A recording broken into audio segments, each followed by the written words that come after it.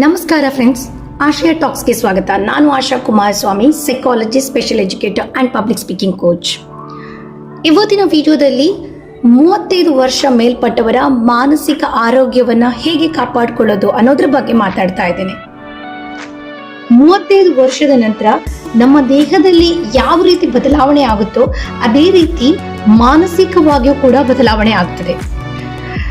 35 ವರ್ಷದ ನಂತರ ಕೆಲಸದ ಒತ್ತಡ ಇರ್ಬೋದು, ಕುಟುಂಬದ ಜವಾಬ್ದಾರಿ ಇರ್ಬೋದು, ಮುಂದಿನ ಭವಿಷ್ಯದ ಬಗ್ಗೆ ಚಿಂತೆ ಇರ್ಬೋದು, ಕೆಲವೊಂದ್ಸಲ ಆತಂಕವೂ ಉಂಟಾಗುವ ಪರಿಸ್ಥಿತಿ ಇರುತ್ತೆ. ಇಂತಹ ಒತ್ತಡವನ್ನು ಮತ್ತೆ ಮತ್ತೆ ತಗೊಂಡಾಗ ನಮ್ಮ ಬ್ರೈನ್ ಬರ್ಸ್ಟ್ ಆಗ್ಬೋದು. ಸೊ ಅದಕ್ಕೋಸ್ಕರ ನಾವು ಖಂಡಿತವಾಗ್ಲೂ ನಮ್ಮ ಬ್ರೈನ್ಗೆ ಬ್ರೇಕ್ ಕೊಡಲೇಬೇಕು. ಏನು ಮಾಡ್ಬೋದು, ನಾವು ರಿಲ್ಯಾಕ್ಸ್ ಮಾಡಲೇಬೇಕು. ನಮಗೆ ದೇಹ ಹೇಗೆ ಆಯಾಸವಾಗುತ್ತೋ ಬ್ರೈನ್ ಕೂಡ ಅದೇ ರೀತಿ ಆಯಾಸ ಆಗುತ್ತೆ. ಆವಾಗ ಒಂದು ಶಾರ್ಟ್ ಬ್ರೇಕ್ ಈಸ್ ರಿಕ್ವೈರ್ಡ್. ನಮಗೆ ಏಜ್ ಆಗ್ತಾ ಹೋದ ಹಾಗೆ ನಮ್ಮ ಬಾಡಿಯಲ್ಲಿ ಹಾರ್ಮೋನಲ್ ಇಂಬ್ಯಾಲೆನ್ಸ್ ಕಾಣ್ಬೋದು, ಅಥವಾ hormones like oestrogen, testosterone, progesterone ಇವೆಲ್ಲವೂ ಡ್ರಾಪ್ ಡೌನ್ ಆಗ್ಬೋದು. ಈ ಟೈಮಲ್ಲಿ ನಮಗೆ ಮೂಡ್ ಸ್ವಿಂಗ್ಸ್ ಬರ್ಬೋದು. ನಮ್ಮ ಮೂಡ್ಗೆ ಅಥವಾ ನಮ್ಮ ಮೆಮೊರಿಗೆ ತುಂಬ ಎಫೆಕ್ಟ್ ಆಗ್ತದೆ. ಅದಕ್ಕೋಸ್ಕರ ನಾವು ಎಕ್ಸಸೈಸ್ ಮಾಡಲೇಬೇಕು. ಅಥವಾ ನಮಗೆ ಯಾವ ರೀತಿ ಎಕ್ಸಸೈಸ್ ಆದರೂ ಪರವಾಗಿಲ್ಲ, ನಮ್ಮ ಬಾಡಿಗೆ ಎಕ್ಸಸೈಸ್ ಮಾಡಿದಾಗ ನಮ್ಮ ಬಾಡಿಯಲ್ಲಿ ಹಾರ್ಮೋನಲ್ ಇಂಬ್ಯಾಲೆನ್ಸ್ ಆಗುವುದನ್ನು ನಾವು ತಡೆಗಟ್ಬೋದು. ಆ್ಯಸ್ ವಿ ಏಜ್ ನಮ್ಮ ಬಾಡಿಯಲ್ಲಿ ಆಕ್ಸಿಟೋಸಿನ್ ಅಂದರೆ ಹ್ಯಾಪಿ ಹಾರ್ಮೋನ್ ತುಂಬ ಕಮ್ಮಿ ಆಗ್ತಾ ಹೋಗ್ತದೆ.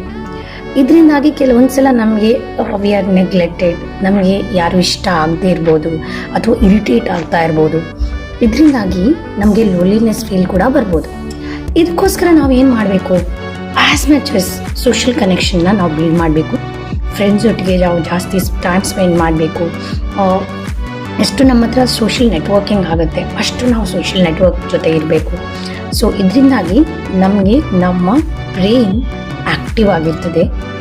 ಫಿಸಿಕಲ್ ಫಿಟ್ನೆಸ್ಗೆ ಯಾವ ರೀತಿ ಪ್ರೋಟೀನ್ಗಳನ್ನು ನಾವು ಆಪ್ಟ್ ಮಾಡ್ತೇವೋ ಅದೇ ರೀತಿ ಮೆಂಟಲ್ ಫಿಟ್ನೆಸ್ಗೆ ನಾವು ಸರಿಯಾದ ಆಹಾರವನ್ನು ತಗೊಳ್ಬೇಕು. Vitamin D is very much important. Omega 3 ಅಥವಾ magnesium, it helps to keep our brain healthy. Age ಆಗ್ತಾ ಹೋದ ಹಾಗೆ ನಮ್ಮನ್ನು ನಾವು ಬ್ಯುಸಿ ಇಟ್ಕೊಳ್ಳೋದು ತುಂಬ ಇಂಪಾರ್ಟೆಂಟ್. ನಮ್ಮನ್ನು ನಾವು ಆದಷ್ಟು ಖುಷಿಯಾಗಿ ಸಂತೋಷವಾಗಿ ಇಡೋದಕ್ಕೆ ನಾವೊಂದು ಮೆಂಟಲ್ ಫಿಟ್ನೆಸ್ ರೂಟೀನ್ನ ಅಳವಡಿಸೋದು ನಮ್ಮ ಜೀವನದಲ್ಲಿ ಬಹಳಷ್ಟು ಮುಖ್ಯ. ಹೇಗೆಂತ ಹೇಳಿದರೆ, ನಮ್ಮ ಫಿಸಿಕಲ್ ಫಿಟ್ನೆಸ್ಗೆ ನಾವು ಹೇಗೆ ಇಂಪಾರ್ಟೆನ್ಸ್ ಕೊಡ್ತೇವೋ ಅದೇ ರೀತಿ ಮೆಂಟಲ್ ಫಿಟ್ನೆಸ್ಗೂ ಕೂಡ ಇಂಪಾರ್ಟೆನ್ಸ್ನ ಕೊಡಬೇಕು.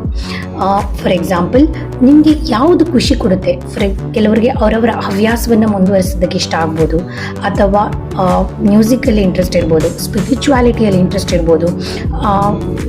ಯಾವುದು ನಮ್ಮ ಮನಸ್ಸಿಗೆ ನೆಮ್ಮದಿಯನ್ನು ಕೊಡುತ್ತೆ. ಫಾರ್ ಎಕ್ಸಾಂಪಲ್, ಧ್ಯಾನ ಮಾಡಿ. ಧ್ಯಾನದಿಂದ ಆದಷ್ಟು ಮೈಂಡ್ಫುಲ್ನೆಸ್ ಆಗುತ್ತೆ, ನಿಮಗೆ ತುಂಬ ರಿಲ್ಯಾಕ್ಸ್ ಆಗುತ್ತೆ. ಡೀಪ್ ಬ್ರೀದಿಂಗ್ ಎಕ್ಸಸೈಸನ್ನು ರೈಟ್ ಪರ್ಸನ್ ಹತ್ರ ಕೇಳಿ ಕಲೀರಿ.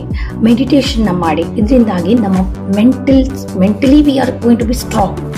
So after 35 we have to take care of ourselves. It is our time, me time ಅಂತ ನಾವು ನಮ್ಮನ್ನು ನಾವು ತೊಡಗಿಸ್ಕೊಂಡು ನಾವು ಮೆಂಟಲಿ ಫಿಸಿಕಲಿ ಸ್ಟ್ರಾಂಗ್ ಆಗಿದ್ದರೆ ನಮ್ಮ ಸುತ್ತಮುತ್ತಲಿರುವ ಸಮಾಜ, ಕುಟುಂಬ ಎಲ್ಲರೂ ಸಂತೋಷವಾಗಿರೋದಕ್ಕೆ ಸಾಧ್ಯ.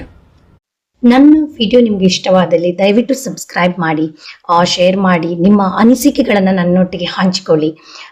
ಅದರಿಂದಾಗಿ ನನಗೂ ಕೂಡ ಖುಷಿ ಆಗುತ್ತೆ.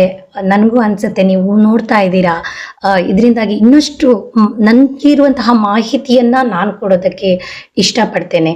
ಎಲ್ಲರೂ ಆರೋಗ್ಯದಿಂದ ಇರೋಣ ಅಂತ ಹೇಳ್ತಾ ಮಾತುಗಳನ್ನ ಮುಗಿಸ್ತಿದ್ದೀನಿ. ನಮಸ್ಕಾರ.